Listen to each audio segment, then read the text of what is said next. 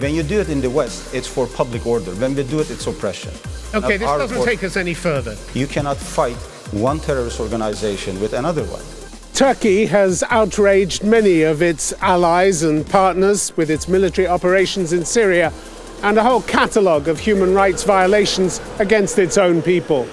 My guest this week here at the Foreign Policy Forum in Berlin is Turkey's presidential spokesman, Ibrahim Kalın. How does he justify his country's highly controversial policies at home and abroad?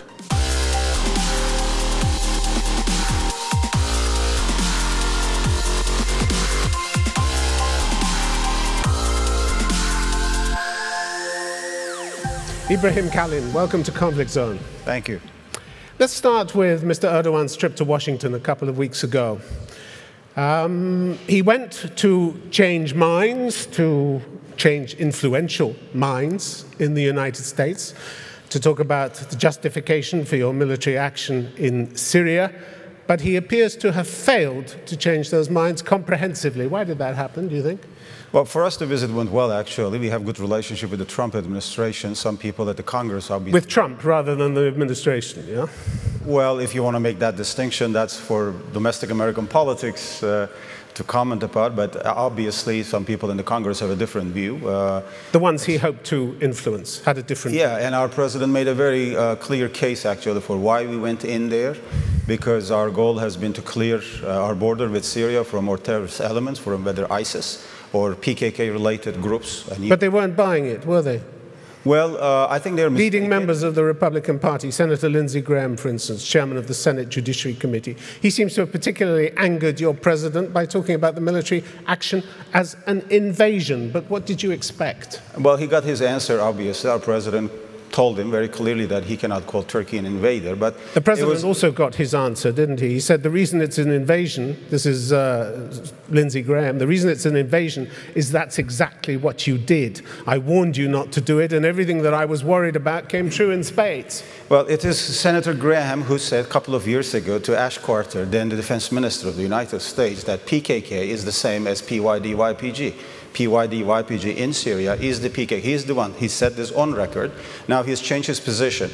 It's not for me to comment on his flip-flopping on these issues, but we have had a very clear policy line on this issue. We do not want to see any terrorist element taking over a piece of land, ruling over people in Syria, whether by PKK or ISIS or Al-Qaeda or any other groups. Yeah, but according to the Pentagon, that's exactly the effect of what you've done.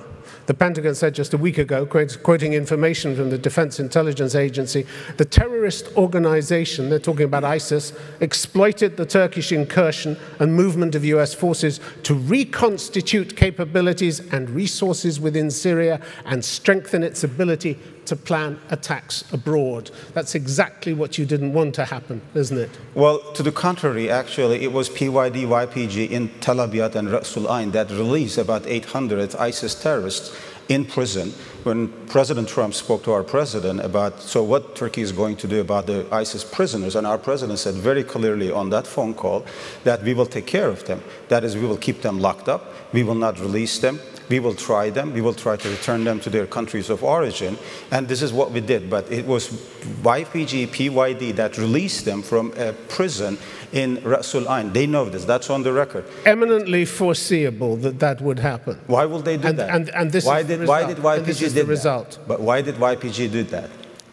For the you very asked clear... The question. Well, what's the answer? The answer is that PYD, YPG wants to use ISIS actually as a bargaining chip in the eyes of the West, telling them that, you know, without PYD, YPG, the fight against ISIS will be unsuccessful. They need PYD, YPG on the ground to fight ISIS. And we have argued to the contrary from the very beginning. You cannot fight one terrorist organization with another one. You cannot fight ISIS with the PKK. But if the effect is that 6 months down the line, ISIS in a much stronger position, what are you going to do? Just say sorry for your military action? We fought against ISIS in the Jarablus El-Bab area with the Euphrates Shield operation. We have eliminated more than 3,000 ISIS terrorists. We have about 1,200 ISIS prisoners in Turkey. More than half of them are international citizens. Some are Turkish. We're keeping them in prison. We're not releasing them. We are going after all ISIS elements. If you look at the Turkish-Syrian border, which is about 911 kilometers, all the way from Idlib to the Iraqi border, there is not a single ISIS element present in that strip of land. We have cleared our border from the ISIS. In fact, we made this case to President Obama before he decided, or when he decided to support PYD, YPG in the fight against ISIS. We told them, look, you don't need PYD to fight against ISIS. We can do this with the national elements in Syria. We can do it with the Turkish army. Okay. We don't need to have US troops on the ground, but you can provide air support, and we can take care of ISIS. They didn't listen. Callan, let me just go back to your justification for this operation, that you have a right to make your border area safe from terrorism, to force militant Kurdish groups, PYD, YPG, out of this so-called terror corridor. But very few countries are buying this line. And if the job of a presidential spokesman is to sell the president's line, you're not having much success, are you? Well, you look at the US, Ambassador James Jeffrey, the State Department's point man on Syria. He said Turkey launched this operation despite our objections, undermining the ISIS campaign, risking endangering and displacing civilians, destroying civilian infrastructure, and threatening the security of the area. That's not much of an accolade, is it? None of that happened, actually. They claim... Oh, so he doesn't know what he's talking about? Well, that's not what he told us in our meetings. I've had many meetings with Jim. He's a good friend. And of course, as professionals, we work on these issues together. He may be a good friend personally. He's not a great friend to none of the those operation claims that you actually came true. If you look at, they said that there will be a huge humanitarian crisis with the Turkish military operation. It didn't happen. People went back to their homes. They said that Kurds will be attacked. No Kurds were attacked except PYD, YPG terrorists on the ground. They said Christian minorities will be oppressed or killed. None of that happened. In fact, it was our military that repaired just recently an Armenian church in Ras Al Ain. Now they're worshiping peacefully in Ras Al Ain. I'm talking about the Armenian church there. So all these things that they claim, none of that happened. Violations that they said would happen and have happened, haven't they? Where? Where exactly? Give me some examples. Ambassador Jeffrey again gave you examples. He said, we would say that Turkish-supported Syrian opposition forces who were under general Turkish command in at least one instance did carry out a war crime, and we've demanded an explanation. You claimed a number of investigations were underway into human rights abuses. So you're asking me about something you already know. How many investigations, by the way, and by whom? A number of investigations by our military have been launched. How many, Mr. Callan?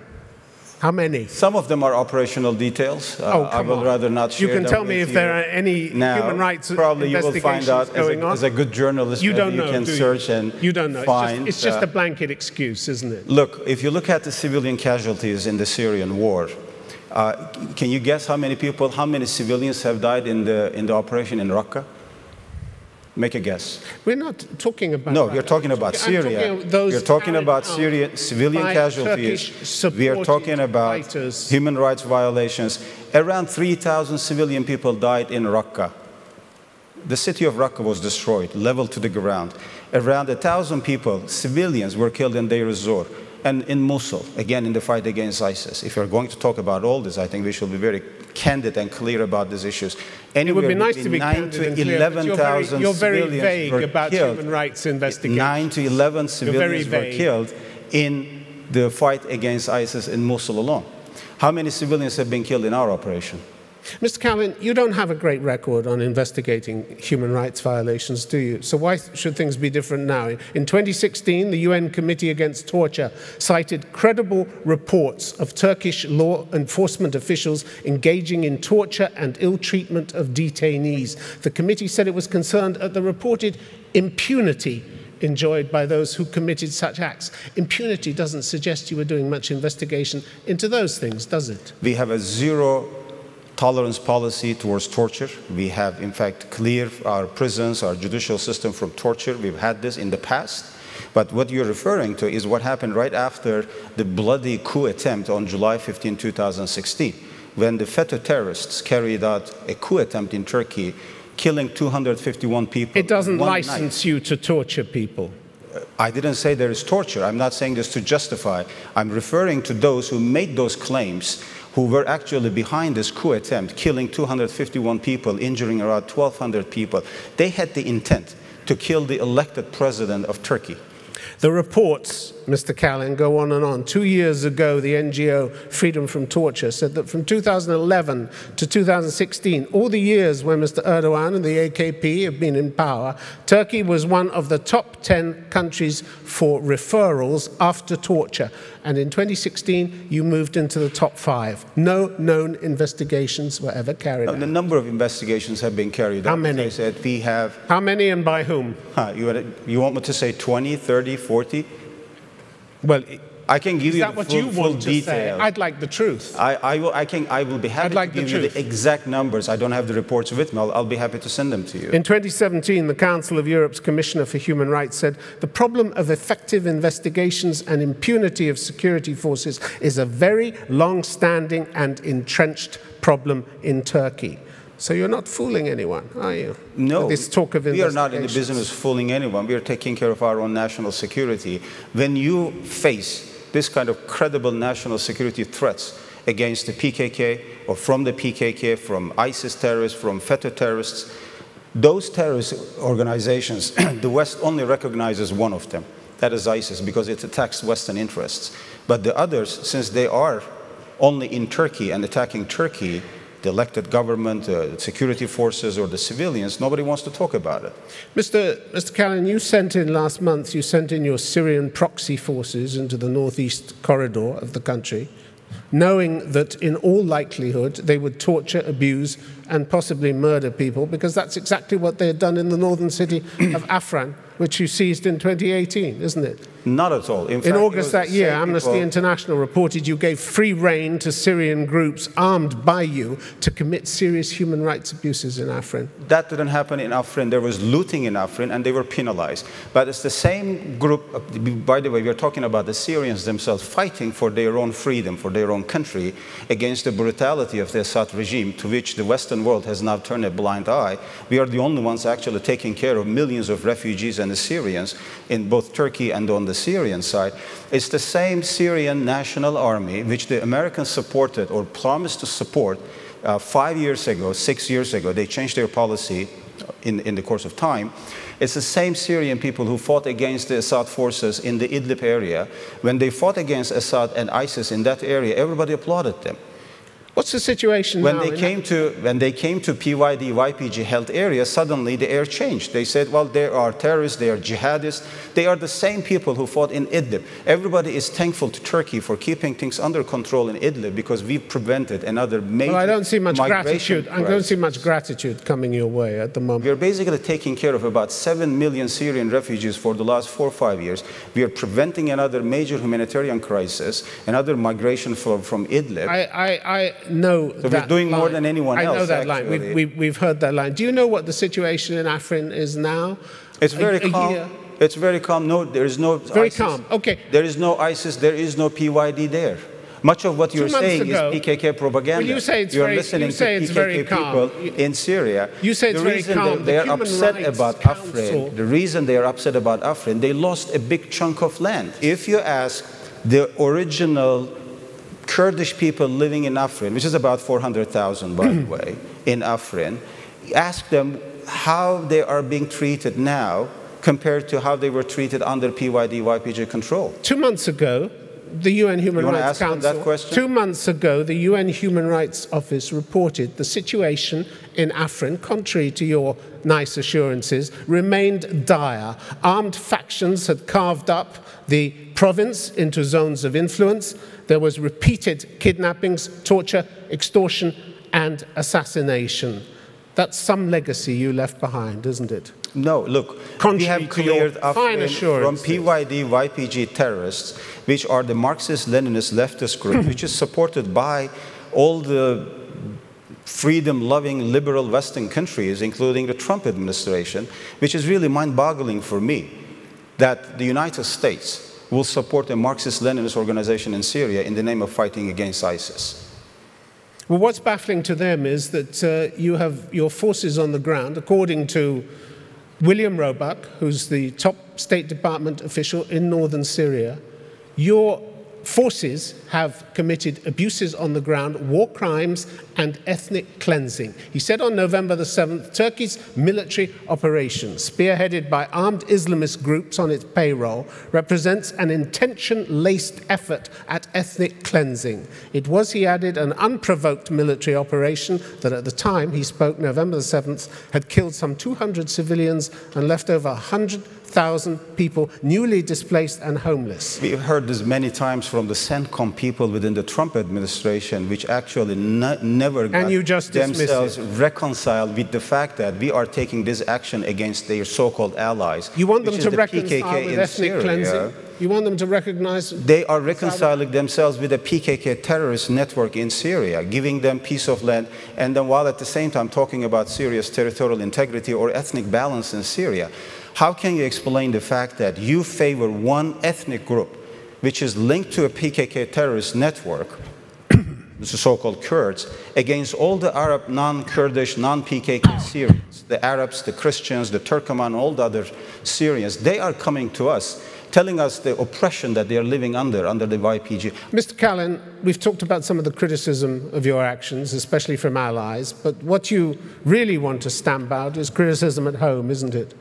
On October the 10th, your broadcast regulator, RT UK, warned the Turkish media not to say anything critical about your action in Turkey, that there would be, as they put it, zero tolerance of any broadcasting that might negatively impact the morale and motivation of soldiers or may mislead citizens through incomplete, falsified, or partial information that serves the aims of terror. In other words, you put out anything that the government doesn't like, and you're in deep trouble. So much for press freedom. Well, you have all kinds of freedom outlets, media outlets in Turkey. A lot of them you've closed down. On TV, on internet, you have all kinds of different views, attacking the president every single day, attacking me and us. That's why in the first week of the offensive, you closed down 839 social media accounts for sharing, as you put it, criminal content. 186 people were taken into police custody, and 24 remanded in pre-trial detention. Terrorist propaganda. You wouldn't allow that. You haven't got any proof of that, have you? You wouldn't allow that in the UK. When you do it in the West, it's for public order. When we do it, it's oppression.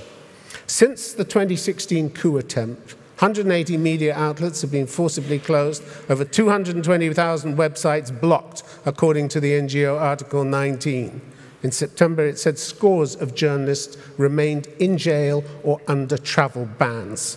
Hardly a proud record for you, is it? Yeah, but you're dealing with PKK news outlets that is spreading propaganda for the terrorist network. When you're dealing with FETÖ terrorists that carried out that coup attempt on July 15th, yes, they had the media empire, not an outlet, a media empire in Turkey. You fling around these accusations. The FETÖ people I'm talking about, using taxpayers' money, actually, to spread their propaganda. Now, unfortunately, they have a free ride here in Western capitals. They're all over the place. According to the Germany's own Committee for the Protection of the Constitution, the presence of the PKK in Germany alone, I have the full report here, it's in German, I'm sure our German colleagues will know about this. You won't mind if we don't go through it. This is not our report, by the way. This is Germany's own official report. In fact, when President Steinmeier came to Turkey when he was foreign minister about 2 years ago, I think, our president presented this report to him as well. Said, look, this is your own report. Okay, this doesn't take us any further, this line. No, what it says is that you are giving a free ride to PKK in Germany. Why do you do that? And as far as... We are not doing that in Turkey. As far as the West is concerned, this was a report from a British parliamentary committee back in 2017. There is a fundamental intolerance of alternative narratives in Turkey, with the government broadly suppressing, discrediting, or punishing those who contradict its accounts of sensitive events. Look, there are journalists who do their job. They are free to report, have critical comment.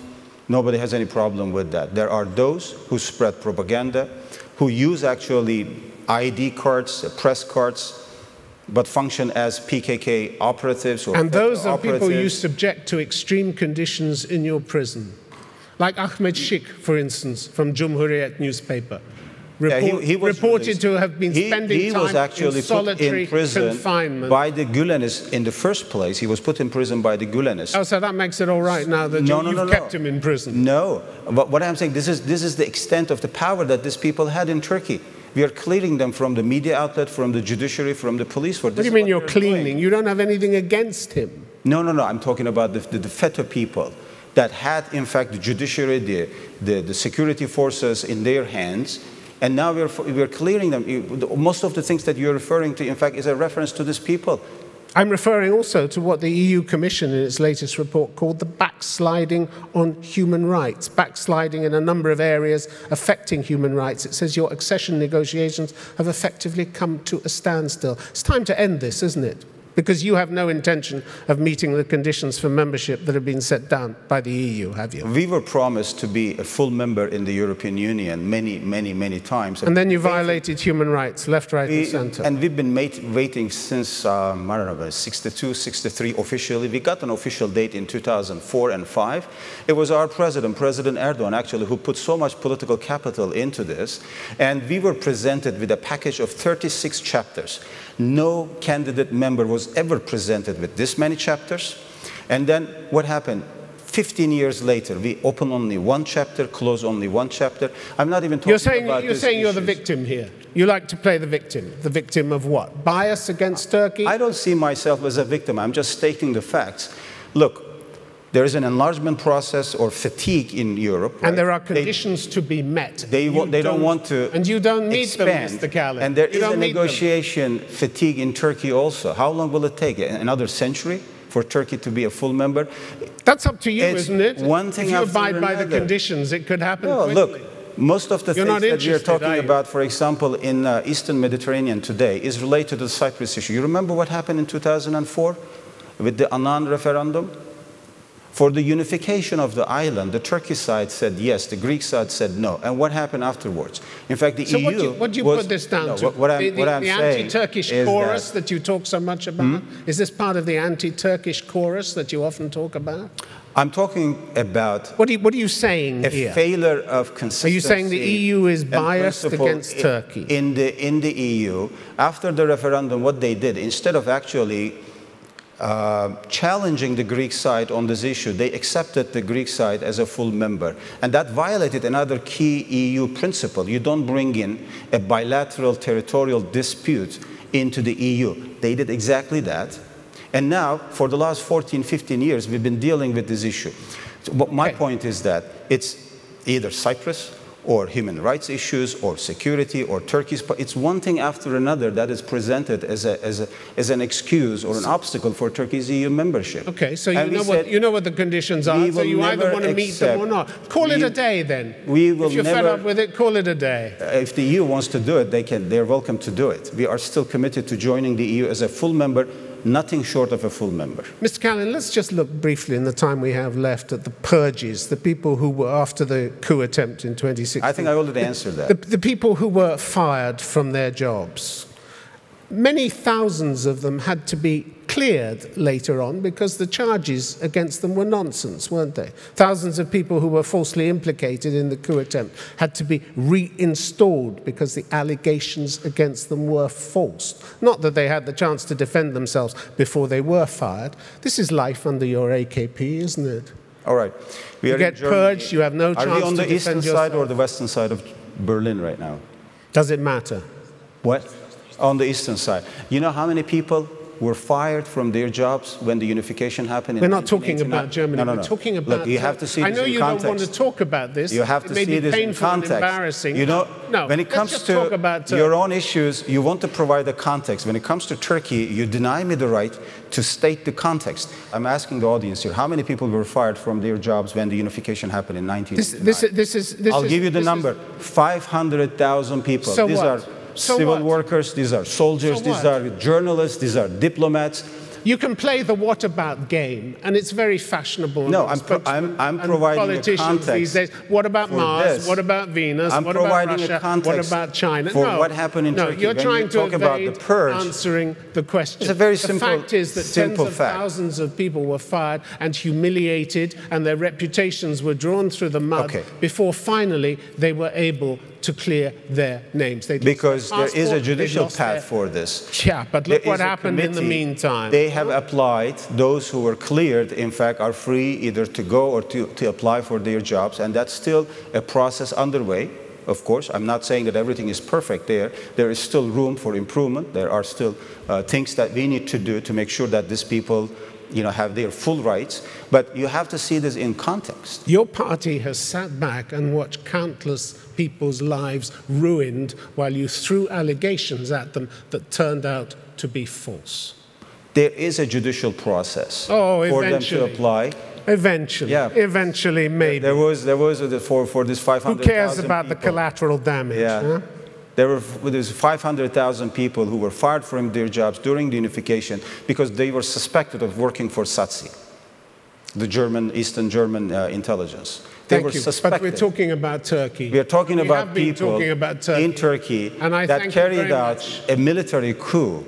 And I thank you very much for being on Conflict Zone. All right, my pleasure. Thank you very much. So much to talk about.